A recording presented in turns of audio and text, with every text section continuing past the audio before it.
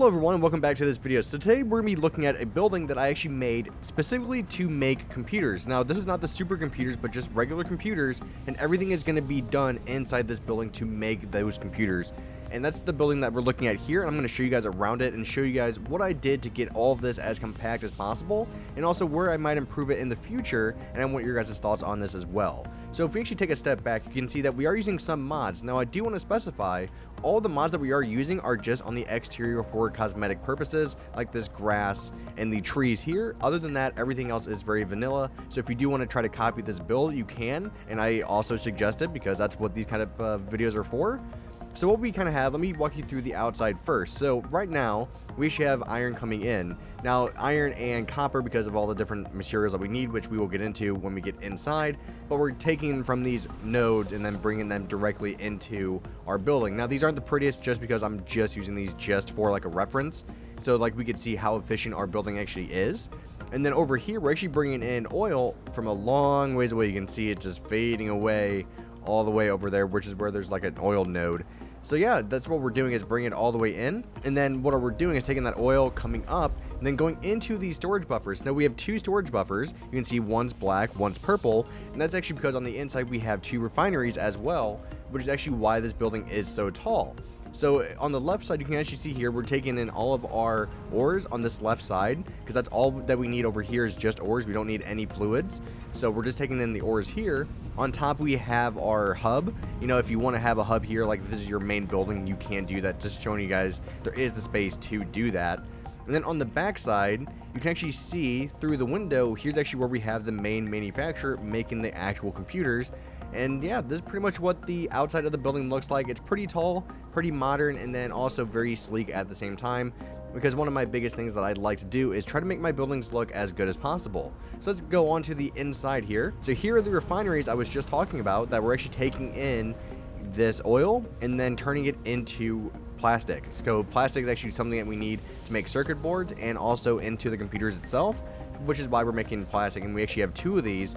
Now I will say in the future, if I wanted to make a bigger building that's 100% efficient, I think I would need at least 4 refineries. Right now we have 2, and a lot of this stuff is overclocked as well, to again try to cut down on size and then figure out where can we still get more efficiency out of these machines. So this is not fully refined yet because I think it could be tweaked here and there, and we're not running at max efficiency, and I'll tell you guys why when we get to those parts. So on the left here, you can actually see our copper sheets being made. So if we come in here, you can actually see what we're doing is bringing in our copper ore, and then we're going to refine it into just regular ingots, and then the ingots are converted into the copper sheets. Now you actually see we have 2 constructors, and it's actually splitting right here. Now I will say one thing I love about update 3 is the new boundaries they added. You know, I can actually make it, you know, these splitters be a lot closer to the machine than previous, you know, versions. And I love it because we can keep these splitters so much closer but still connect them to the machines, to where I feel like we had issues with that before in the game of if you put something too close to a machine, it was really hard to try to connect, you know, the different conveyors to it. But now that issue is solved, and which is why we can have 2 constructors in this such compact layout here, is all because of that update. So thank you very much, Coffee Stain.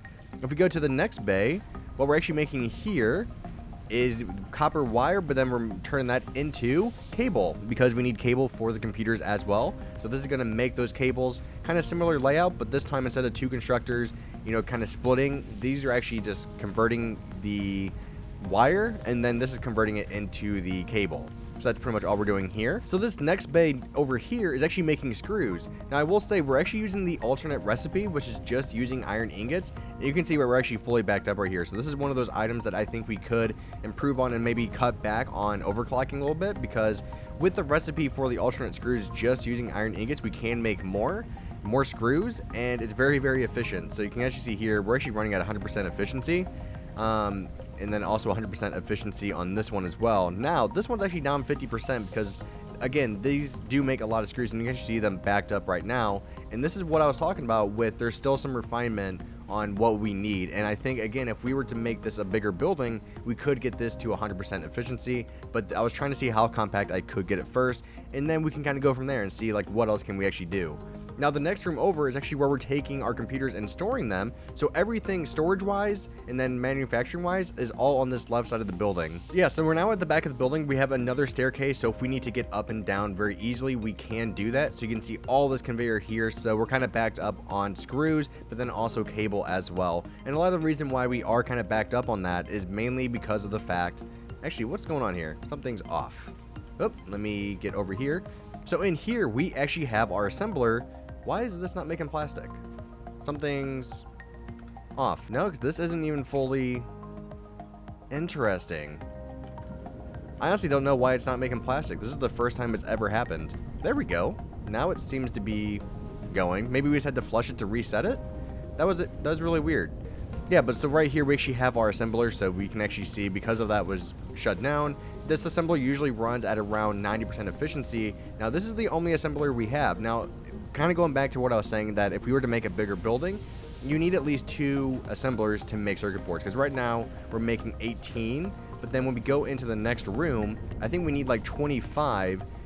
Let's see, where is it? We need 25 just to make these computers. So that's where you need a second assembler. So I think if I was to make this a little bit different and a little bit bigger, I would definitely add 2 assemblers, which it could actually be pretty easy. Now on the side of that, when you actually add the second assembler, what you probably need is a 3rd, if not a 4th refinery as well. So that's kind of like where this whole thing comes in, is like, okay, so we need to have one more machine. What does it require? And then what other things do we need to add? Because we also need the plastic for the circuit boards, but then also, like I mentioned earlier, for our actual computer itself, we need 18 plastic. So yeah, that's pretty much what that looks like. So then up top, what we can actually do is, that's pretty much it for all the fabrication side. The rest of it is more all aesthetic purposes. So what we can actually do is come all the way down here, and I will walk you through the upstairs areas. So again, you can see all the conveyors right there, which is now backed up, so I need to look at that. But then up here, here's how we get to our hub. It's just from the staircase. This is all open. I just liked how it looked, so that's why I did that. We walk through here. We're now on top of the refinery, so you can see like we're just a little bit higher up now. But then in here, we actually have like a little office area where we have our man, but then we also have like our workbench and our crafting table as well. And then what we can actually do is come over to here, and now we're actually up top on the main manufacturer. So that's kind of like the stuff I love thinking about, is just all these different aspects of how do I make it feel as realistic as possible. And that's one of the keys that I do, is how can we get as much walkway as possible. And then if we keep coming up, I'm trying to rotate the camera too much. So if we come up top, now we're even higher up on top of the refineries, where you can actually see where we're at the very top of it, where it's coming out. And then what we can actually do is just go back down all the way to the other side of the building, and we're just going back down now, and boom, we're just at the very bottom now. But yeah, that's pretty much what this building looks like, guys. Yeah, I'm really happy with it. I think it's fantastic. Again, there are a lot of room for improvement here, but I think overall it's a very good looking design, and it doesn't eat up that much space. I mean, let's count this real quick. With like all the aesthetic purposes, we have 1, 2, 3, 4, 5, 6, 7, 8, 9, 10, 11, 12. So 12 blocks long. And then we also have, let's see, 1, 2, 3, 4, 5, 6, 7, 8, 9, 10. So, and we're 10 blocks long. So, I mean, that's just showing you like how much you can fit into this one area, because right here, we're just taking everything. It's all about, you know, simple conveyor routing, but then also making it as efficient as possible, and making sure you have enough room to actually route all your conveyors. That kind of stuff, it's very easy to get lost on, which is actually why, if we fly over here, I did recess the refineries, mainly because we need the fluids coming in, but then we also need to get the fluids out as well. And so what we're actually doing is putting our pipes underneath the walkway, which is going right underneath all of our conveyors. So our pipes do not interfere with the conveyors at all, and that's why this whole system works, and that's why I did recess, you know, these refineries down into the floor just one by one block.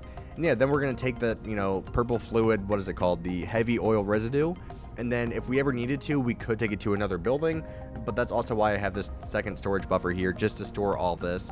And then if we aren't using it for anything, we can just flush it, and then it all goes away, and we just don't have to deal with it. So yeah, let me know what you guys think of this in the comments down below, guys. Thank you very much for watching. If you did like this content, please like and subscribe, because it definitely helps the channel out, and that means I can make more content for you guys. So thank you for watching. It is greatly appreciated as always, and bye bye.